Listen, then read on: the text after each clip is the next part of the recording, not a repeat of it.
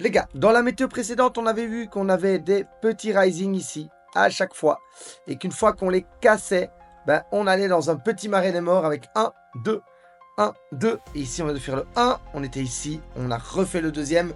À mon sens, on devrait haussier et repartir. Maintenant, on avait vu également que si on perdait solo, on allait inverser.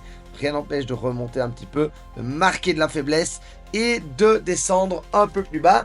On en avait parlé dans les météos précédentes, mais restez quand même très attentifs. Je vais vous montrer des petits travaux là tout de suite. On démarre tout de suite.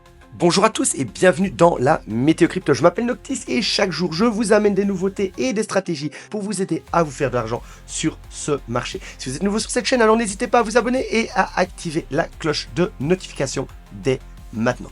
Ok, donc ici on voit, on est sur, en weekly sur le Bitcoin, on tape une fois, on impulsionne. On vient sur cette ligne, on tape une fois, on se fait de suite ravaler, on revient s'appuyer une deuxième fois et puis on décolle. Ici on vient, on retape une fois, on décolle. Pas impossible de faire un petit repli, voilà, tout prêt avant de repartir. Mais voilà, à mon sens, je pense qu'on devrait plutôt partir directement en super cycle. Alors, ce qui est incroyable, c'est que ça correspond parfaitement à ça. Pendant que la Bitcoin dominance, elle chute, ici on swing vers le haut, on descend très fort, ici on swing vers le bas et c'est la Ethereum dominance qui monte. Donc on avait parlé dans les météos précédentes, on arriverait sur la Ethereum Season, c'est la première phase de la alt season. Les liquidités arrivent sur Ethereum et puis se déversent ensuite sur les alts.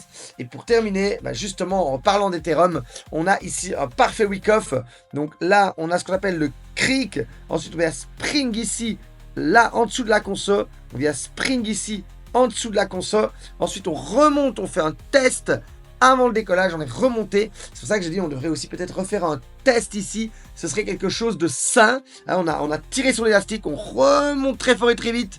Ensuite, on revient test pour ensuite péter au-dessus du creek, ça s'appelle le jump across the creek. Donc justement les gars, si on fait le creek sur Ethereum, ça voudrait dire que Bitcoin devrait peut-être marquer de la faiblesse et gratter un petit peu ici. Donc faire la petite flexion de jambe un peu plus basse pour sauter plus haut. Ce serait quelque chose qui n'empêcherait absolument pas, regardez ça, la tendance. On aurait un bas avec un haut, avec ici un bas, avec un haut, avec un bas, avec un haut, et avec un bas qui serait, même s'il descend jusque là, jusqu'au 96 000, qui serait quand même un bas plus haut, avec des bas toujours plus hauts que les précédents. Et la tendance, si on relie tous les hauts, continuerait vraiment dans quelque chose d'haussier. Cela n'empêcherait donc absolument pas la tendance. Maintenant, voilà, ça c'est quelque chose de possible. Maintenant, on a déjà une double touch. Donc, scénario 1, on a touché deux fois, comme ici. Rising 1, 2, on part. Rising 1, 2, on part. Rising 1, 2, et on part. Donc, à mon sens, pour moi, scénario 1, on continue notre croissance. Soyez prêts toujours aux deux scénarios. Si on a la chance de revenir à 96, voyez plutôt ça comme une super occasion d'acheter et pas comme une... C'est bon, ça y est, on retourne en bear market. Je pense qu'il nous faudrait un petit peu plus de puissance baissière que ça.